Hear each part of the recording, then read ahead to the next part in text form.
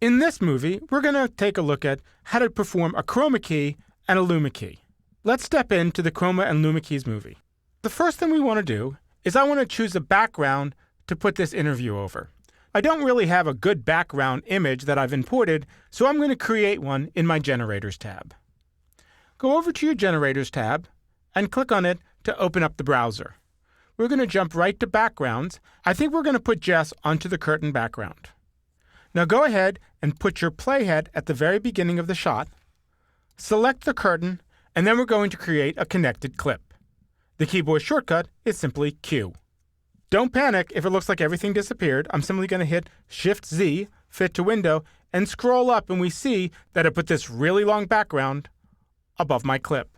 Let's go ahead and grab the edge and just shrink it so it ends just when Jessica ends speaking. Now, I have another problem. If I look at this, Jessica's not in front of the curtain, she's behind the curtain, and of course I can't see her. So here's a great little trick. When you have a connected clip, it doesn't always have to be above the storyline. If you want, you can drag it and put it below the storyline. Now I can key out the green in the clip, and we can see the curtain behind her. Of course, because it's a generator, I can make this curtain any color I want, but I think we'll stick with red. So you can see a little better of what's happening in my timeline, I'm going to fit it to the timeline by pressing Shift-Z. Now the chroma key is located in your effects browser. You can either click on the button or simply press Command-5. You see there's a whole section dedicated to keying, and there's 3 effects located here. A keyer, which we're going to use now, a luma keyer, which we'll use shortly, and a mask if you need to remove anything from the edge of your frame, such as the light stand. I'm going to grab the keyer and simply drop it on Jessica's footage. As you can see, Final Cut does a pretty good guess of removing the green, but you'll notice it's really clean on the left side, but it's a little washed out on her right side, and that's because the original image is not perfectly balanced. It's not a clean green across the entire background. Well, we can fix this with the keyer in Final Cut. The first thing I'd like you to do is select the clip in your timeline and open up your inspector. Keyboard shortcut is Command-4. I'm going to scroll down a little bit, and you'll see there's 3 buttons here.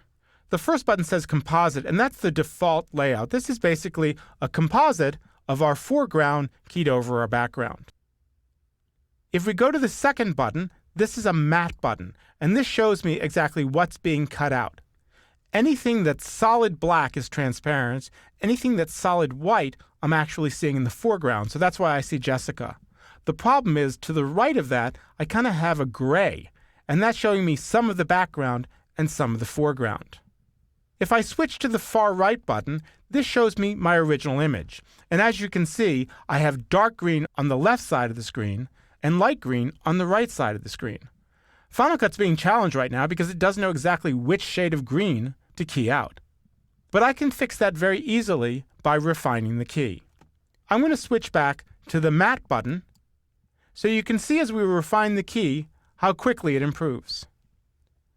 I click on Sample Color and I draw a box around the area of green that I want to remove. But I also have this shade of green, which is represented now by grayscale. Once again, I can click on the Sample Color and draw a box to select that range. As you see, it immediately goes to black because it's increased the range of green that it's removing. And if I switch back over here to my composite view, I'll see a very clean key. Now, Final Cut has a variety of other sliders you can work with to control filling holes. So if, for instance, if Jessica wasn't lit that well, you might notice that she's a little bit translucent instead of solid. Or in the case of the edges, they might be cutting off too much of her hair or not enough. So you can work with those sliders. But this key was shot pretty well, so you're not going to notice a lot of difference when working with these sliders. Now let's bring the skimmer over to another clip that we have in our green screen keyword collection. The problem with this shot is not that the background isn't perfectly lit, is that she has a chroma key green circle with the Everybody Dance Now logo on her shirt. If I tried to pull this key, not only would the background key out, but also part of the logo would key out. So take a mental note.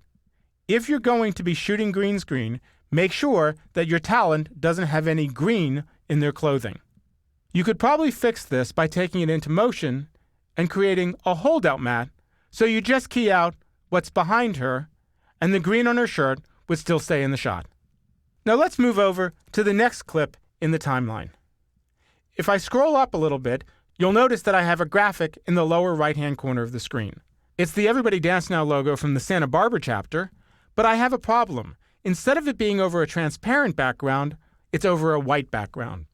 I'm going to use the Luma keyer to remove anything that's white in my graphic so it's a little more aesthetically pleasing. Make sure that you have the clip selected in your timeline, grab the Luma keyer, and drop it on the clip. Now, at first blush, it looks like it didn't work at all because the white still's there, but the black is gone. If we look in the inspector, you do have an option of inverting your Luma keyer. So you can either make the black parts transparent, or what we want to do is make the white part transparent. Go ahead and click the invert button. This is a little bit more of what I was hoping to get. Just like with the chroma keyer, you can view the effect as a composite. You can look just at your matte, and of course anything that's black is transparent, anything that's white is solid, and the gray areas are translucent. And then I can always look at the original image. So if you want to finesse this key, go ahead and switch back to the middle button that says Matte, and you can work with some of your sliders. If I grab the Luma slider here and move it to the right, as you see, it's making a much more solid white area.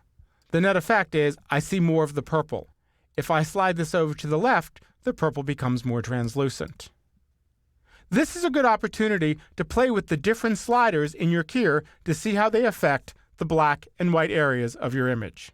Working with the keyers in Final Cut could be as simple as drag and drop, or you may need to do just a few tweaks to get a perfect key.